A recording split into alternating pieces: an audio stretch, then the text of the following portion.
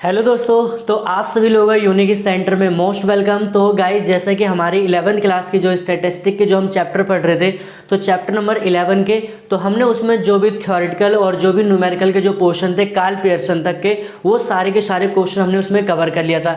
अगर यार आप मुझसे कोई ऐसा स्टूडेंट है जो हमारे चैनल पर ना फर्स्ट टाइम विजिट करें, तो भाई आप सभी लोगों का मोस्ट वेलकम कि चैनल पर आ गए। और जब चैनल पर आ गए ना, एक बार आप वीडियो को लाइक कर दो, शेयर कर दो और चैनल को ज़्यादा ज़्यादा क्या कर दो, आप लोग सब मतलब आप इसको सब्सक्राइब भी कर दीजिए, ठीक है। तो अब देखो यहाँ पर मैं थोड़ा सा आपको बता दूं, देखो हमें क्या करना है, न्यूमेरिकल का पोर्शन पढ़ना है। यार यहाँ पर बहुत सारे बच्चों की कंफ्यूजन होती है कि कहते हैं कि सर उसमें समझ नहीं आता कि हमें कार्ल पियर्सन का अप्लाई करना है फिर क्या करना है। अगर देखो क्वेश्चन में डायरेक्ट वो कह रहा है कि कार्ल पियर्सन का लघु विधि यूज करना है, तो आपको कार्ल पियर्सन का यूज करना है, ठीक है। लेकिन अगर वहां पर स्पीयरमैन का दे रखा नाम मेंशन नहीं कर रखा है, तो आपको यहाँ पर देखना है कि जब भी स्पीयरमैन का अगर वर्ड देगा, तो वहां पर स्पीयरमैन अंतर श्रेणी सहसंबंध गुणांक आएगा। क्या कह रहा हूं, स्पीयरमैन अंतर श्रेणी सहसंबंध गुणांक आएगा, ठीक है। तो इस चीज को आपको वहां पर एग्जाम में ध्यान रखना है, ठीक है। लेकिन अब अगर स्पीयरमैन का आप मेथड पढ़ोगे ना, इसमें 3 अप्रोच आती है, 3 कैटेगरी आती है। पहला कह रहा है कि यहाँ पर जब क्रम दिए गए हो, श्रेणी क्रम दिए गए हो, दूसरा जब श्रेणी क्रम ना दिया गया, और तीसरा जब श्रेणी क्रम क्या समान हो। समझ में आ रहा होगा, ठीक है। 3 कैटेगरी के, तो तीनों को मैं आपको मतलब तीनों के जो होंगे बेहतरीन अप्रोच के साथ आपको क्वेश्चन को कवर करवाऊंगा, ठीक है। अब बात आती है यहाँ पर, देखो कह रहा है कि जब क्रम दिया गया, इसका मतलब क्या होता है। इसका मतलब यार सीधा सा ये होता है, देखो आपको समझना चाहिए। जैसे कि आप लोगों की क्लास है, ठीक है, आप लोग जैसे 11th क्लास में पढ़ रहे हो, तो आपकी क्लास में कोई ऐसा बच्चा होगा कि जो सबसे ज़्यादा मार्क्स लाता होगा, ठीक है। फिर कहीं आप ही हो, अगर आप हो तो कमेंट सेक्शन में बताओ कि हाँ कि आपकी कितनी परसेंटेज आई है 10th क्लास में, ठीक है। आप अगर टॉपर हो अपनी क्लास के, तो आप लोग कमेंट करके बताओ कि आप लोगों की परसेंटेज कितनी आई है, ठीक है। तो अब मान लो ऐसे वहां पर होता है कि जो बच्चे ज्यादा नंबर्स लाते हैं, ठीक, फिर उससे कम, तो कहोगे सर वहां पर फर्स्ट सेकंड थर्ड पोजीशन, तो इसी को ही हम क्या कहते हैं यहाँ पर क्रमगण। अब वो पोजीशन देता कौन है, हमारे जो क्लास टीचर है। तो यहाँ पर क्या कह रहा है, जब क्रम देगा मतलब कि ऑलरेडी क्या है, बच्चे नंबर मार्क्स लाए थे, उनको ऑलरेडी क्या रैंक उनकी दे दी गई, ठीक है, कि कोई पहले दूसरे ऐसे करके तीसरे रैंक पे, क्लियर है। तो R1 का मतलब R2 का मतलब था रैंक 1 और रैंक 2 करके, 2 जज थे, 2 जजों ने अलग अलग रैंक दिए, इस तरह से उनकी कैटेगरी थी, क्लियर है। तो जब क्रम देंगे ना, तो हमें कुछ नहीं करना होगा, बस आपको क्या R1 और R2 आपको आइडेंटिफाई करना है, और उसके बाद आपको क्या निकाल देना भाई, D निकाल देना है। क्या निकाल देना है यहाँ पर, D। तो D निकालने है, बिल्कुल देखो सीधा सा जो फॉर्मूला होता है, D बराबर क्या होता है, R1 माइनस में R2, क्लियर है। तो अब यहाँ पर देखो R1 की वैल्यू कितनी देखी, 1 माइनस में 10, ठीक है।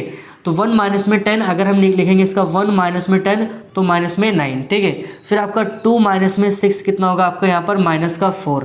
फिर कह रहे हैं यहाँ पर 3 माइनस में 5 आपका माइनस में 2।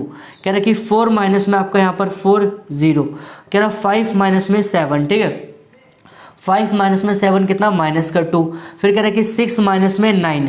कह रहा है 6 माइनस में 9 आपका कितना आएगा, माइनस का 3, क्लियर है। और फिर 7 माइनस में 8 आपका कितना, माइनस का 1। और फिर कह रहा है कि 8 माइनस में यहाँ पर 2। अब देखो माइनस नहीं है, क्यों, क्योंकि यहाँ पर बड़ी संख्या है तो 6 आएगा, ठीक है। और फिर कह रहा है 9 माइनस में 1 कितना आएगा आपका 8। और फिर 10 माइनस में कितना कह रहा है, 10 माइनस में आपका 3 कितना आ गया 7। यहाँ तक हो गया, कोई दिक्कत नहीं, ठीक है।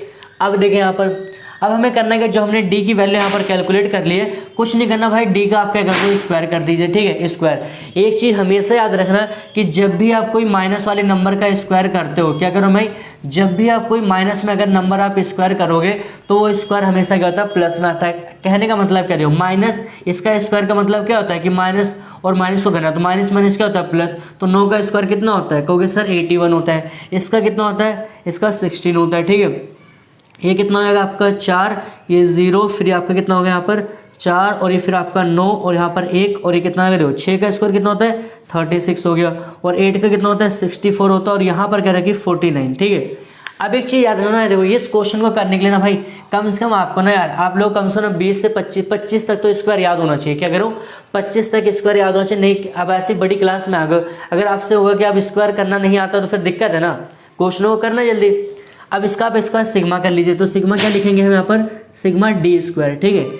तो सिग्मा D स्क्वायर कर हम करेंगे, देखो यहाँ पर कह रहा है 6, मतलब यहाँ पर कह रहा है कि 6 और 4 10 और 1 11, ठीक है। 11 और यहाँ पर 9 का 20, 20 और 4 24, ठीक है। 24 और यहाँ पर 24, 25, 25 6 31, 31, ठीक, 31 और 9 40 और 4 यहाँ पर 44, कितना हो गया 44।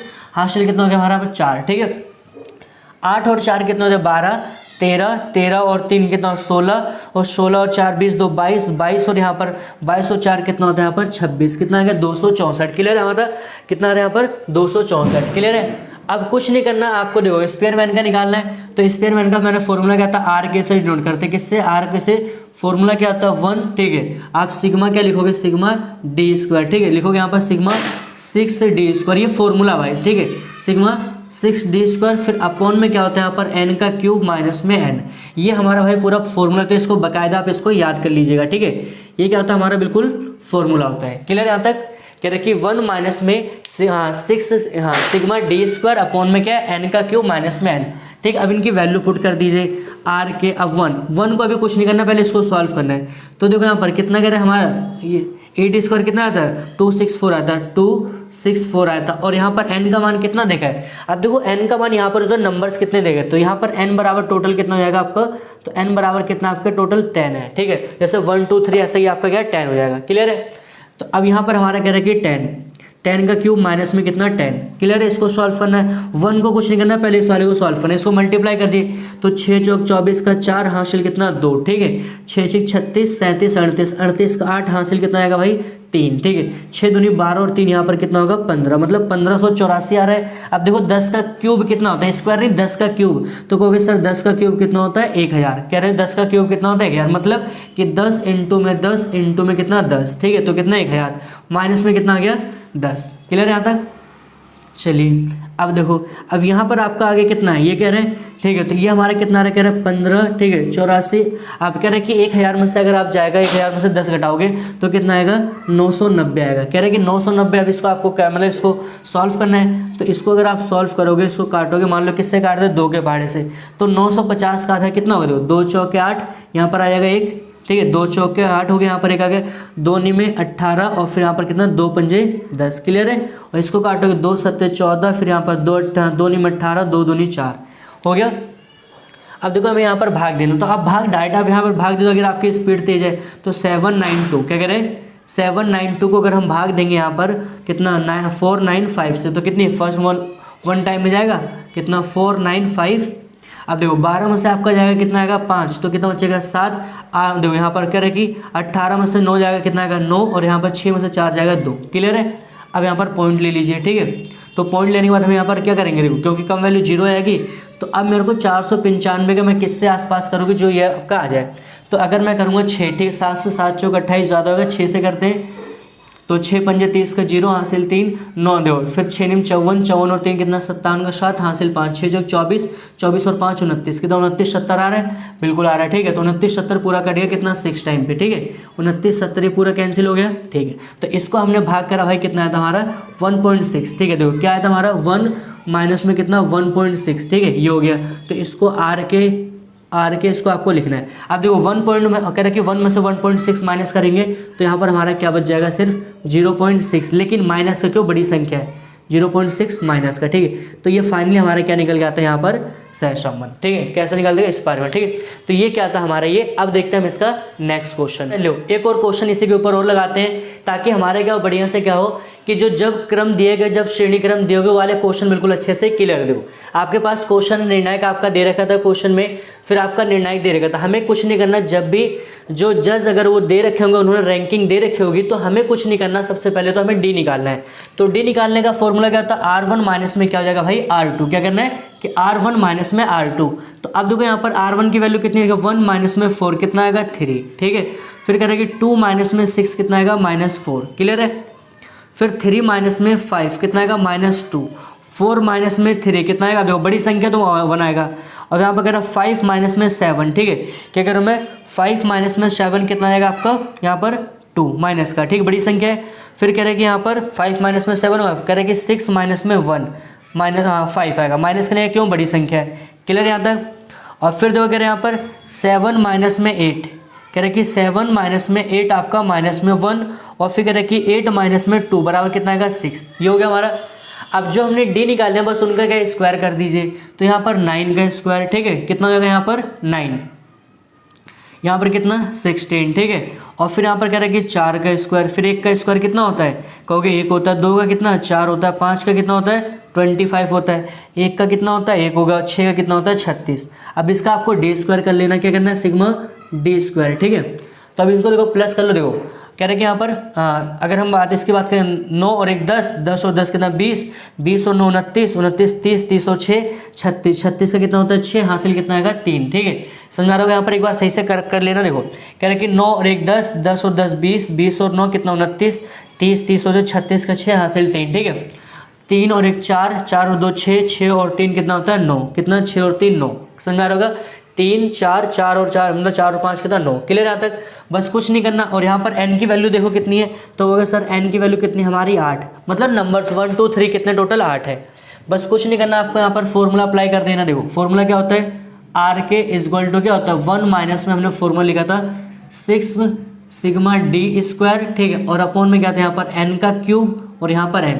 तो ये हमारा क्या था फॉर्मूला, क्या करें ये हमारा क्या था यहाँ पर फॉर्मूला मेन हो गया तक। अब देखिए, अब इनकी वैल्यू पुट कर दो, तो वैल्यू पुट करेंगे हमारा, देखो यहाँ पर वैल्यू पुट करेंगे तो वैल्यू पुट करने पे कितना आएगा, अगर हम बात करें यहाँ पर कितना, देखो यहाँ पर ये कितना आ रहा है हमारा 96, कितना आ रहा है 96, कितना आ रहा है 96 आ रहा है। ठीक, अब 96 आ रहा है, तो यहाँ पर n की वैल्यू कितनी दे गई थी, n की वैल्यू हमारी क्या 8 थी, 8 का क्यूब। ठीक है, यहाँ पर क्या करना है 8 का क्यूब और माइनस में 8, फिर आपका देखिए 1। ठीक है, माइनस में कितना आ गया यहाँ पर 96। ठीक है, अच्छा एक चीज़ देखो यहाँ पर हमने सिर्फ डी का हमें 6 हमारा लिखना है, 6 भी लिखना है। ठीक है, इंटू में इसको मल्टीप्लाई कर दो, 6 6 कितना होता है 36 का 6, हासिल 3। 6 में कितना होता है, देखो 6 में कितना होता है 54, 54 55 56 57। ठीक है, 54 और 3 कितना होता है 57, 576। क्लियर यहाँ तक। और 8 का क्यूब कितना होता है, कहोगे सर 512 होता है। ठीक है, और यहाँ पर कह रहे कि 8। क्लियर यहाँ तक। चलिए फिर ये आपका आर के हो जाएगा, इसको साथ हैंड टू हैंड लिखते रहना। ठीक है, आर के तो 1। ठीक, अब इसको देखो डिवाइड करना। ठीक, अब इसको पहले 576, 512 में से जाएगा आपका 8, कितना बचेगा कहोगे सर 504। अब इसको पहले 2 की टेबल से आप इसको काट दिए। ठीक है, तो 2 से काटोगे तो कितना 2 दूनी 4 और यहाँ पर 2 पंजे 10, 2 दूनी 4, 252 आ गया। 2 दूनी 4, 2 अट्ठे 16, 2 अट्ठे 16, फिर काट दीजिए। देखो 2 1 कम 2, 2 दूनी 4 और यहाँ पर 2 6 12, ये 2 1 कम 2, 2 चौका 8, 2 चौका 8 ही हो गया। फिर इसको काट दीजिए। ठीक है, 2 7 14, 2 दूनी 4 और फिर यहाँ पर कितना आएगा 2 6 12, 2 3 6, 63 हो गया। ठीक, अब आगे नहीं जाएगा, तो अब डायरेक्ट आप क्या कर लीजिए, इसको डायरेक्ट आप इसको डिवाइड कर लीजिए। ठीक है, तो 72 को हमें किससे डिवाइड करना है, 72 को 63 से, कितना 63 से। ठीक है, तो अब इसको 1 से जाएगा 73 यहाँ पर जाएगा, तो 12 में से जाएगा, देखो कह रहे कि 12 में से आपका जाएगा कितना 3, तो यहाँ पर जाएगा कितना 9, ये हो गया।